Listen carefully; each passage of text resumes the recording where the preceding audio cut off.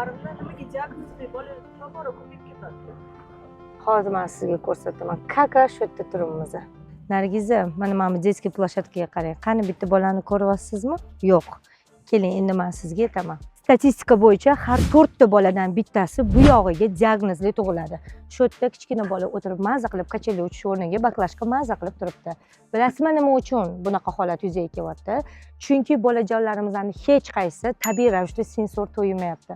Mana shunaqa plashatkalar bo'lardi. Avvallari, oldinlari bolajonlarimiz mana shunaqa tabiiy ravishda o'z-o'zini sensor to'yintirib tashagan. Avvallari biz lafta o'ynaganmiz, o'rtaga tushar o'ynaganmiz, 15 o'ynaganmiz.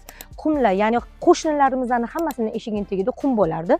Qumda mazza qilib suvlarni to'kib o'zimiz milk motorikamiz bilan o'zimiz rivojlantirganmiz. Hozirgi kunda qayerda ko'ryapsiz? Qaysi ota-ona farzandini shundoq qo'yib qo'yapti va mazza qilib ko'chaga chiqib yiqilishiga, qum o'ynashiga, kir bo'lishiga qo'yib qo'yapti. Hech kim. Shuning hisobiga hozirgi kunda diagnozli bolalar juda ham ko'payib ketgan va bundan buyog'iga ham ko'payadi.